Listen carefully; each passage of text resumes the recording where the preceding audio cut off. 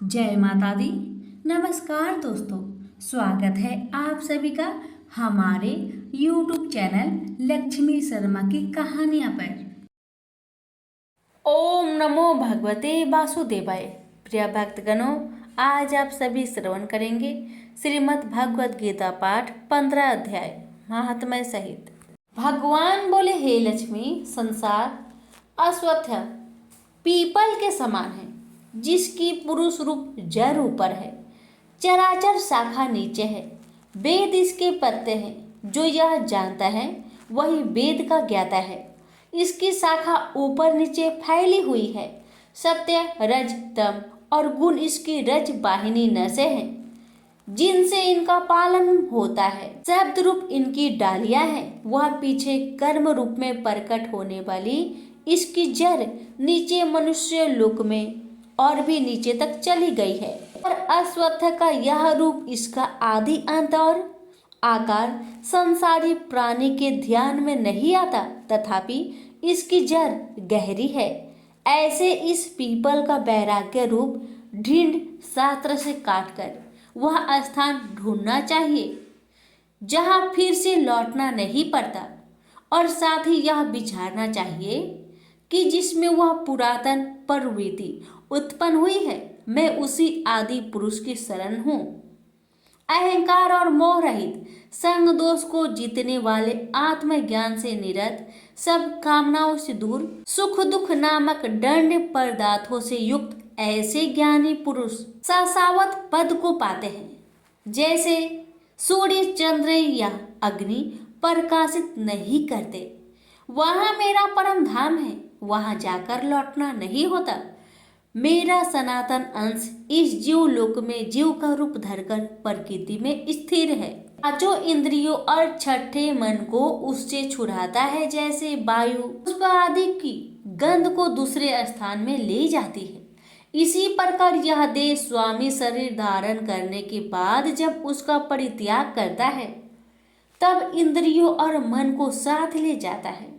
कान, आँख, चर्म, जीभ, नाक और मन का आश्चर्य लेकर वह विषयों का भोग करता है। एक देह से दूसरी देह को जाते अथवा एक ही देह में रहते समय अथवा इंद्रियों से मुक्त हो विषयों का उपभोग करते हुए इसको मूर्ख नहीं देख सकते, परंतु जिनके ज्ञान रूपी नेत्र है वह देखते हैं।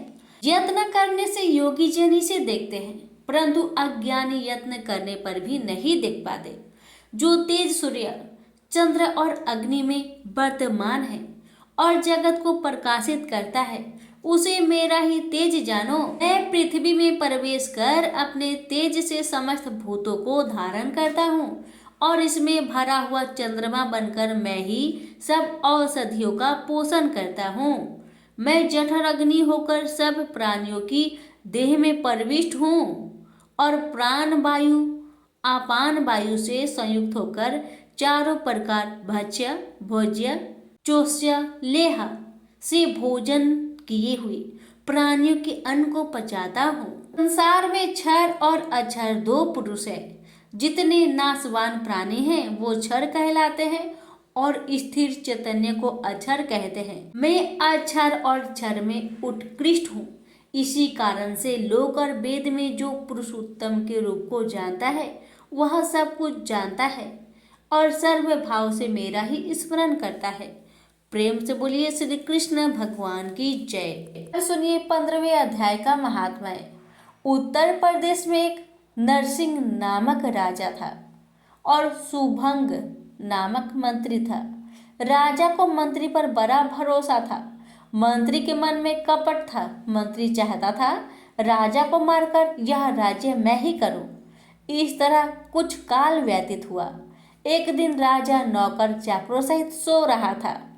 तब मंत्री राजा को सारे नौकरों सहित मारकर राज्य करने लगा। कुछ काल व्यतीत हुआ, तब वह भी मर गया। धर्मराज के पास दूध बांध कर ले गए। धर्मराज बोला, हे यमदूतो, यह बड़ा पापी है, इसको नरक में डालो। हे लक्ष्मी, इस प्रकार कई नरक भोगकर धर्मराज की आज्ञा से घोड़े की योनि में आया। सिंघल द्वीप में जन्मते घोड़ा हुआ। एक सौदागर ने बहुत से घोड़े को मोल लिया और वह घोड़ा खरीदकर अपने देश को चला। चलते चलते अपने देश में आया।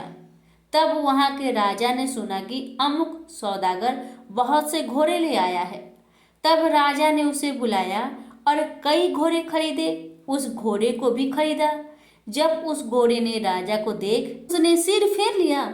यह देख राजा बोला, क्या बात है जो घोड़े ने सिर फेरा है?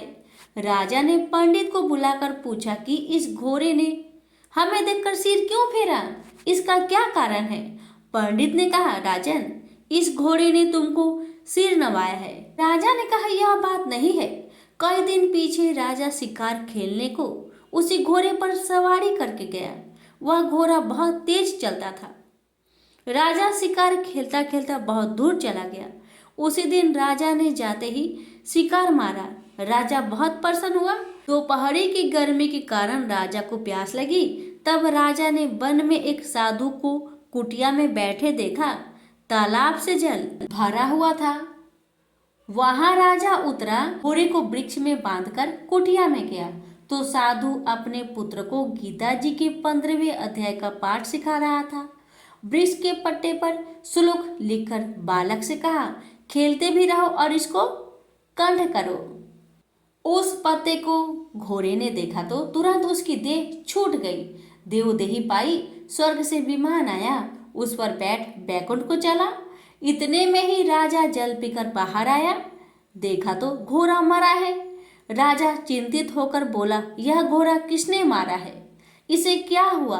इतने में वह बोला, हे राजन, तेरे घोड़े का चैतन्य मैं हूँ। मैंने अब देवदेही पाई है, बैकुंठ को चला हूँ। राजा ने पूछा, तुमने कौन सा पुण्य किया है? घोड़ा बोला, यह बात ऋषिवर से पूछो।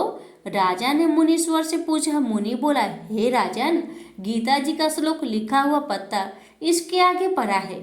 घोड़े ने यह अक्षर देखे हैं, इस कारण घोड़े की सदगति हुई है। श्री नारायण जी बोले, हे लक्ष्मी, यह गीता के 15वें अध्याय का महात्म्य मैंने तुमको सुनाया। प्रेम से बोलिए लक्ष्मी नारायण की जय।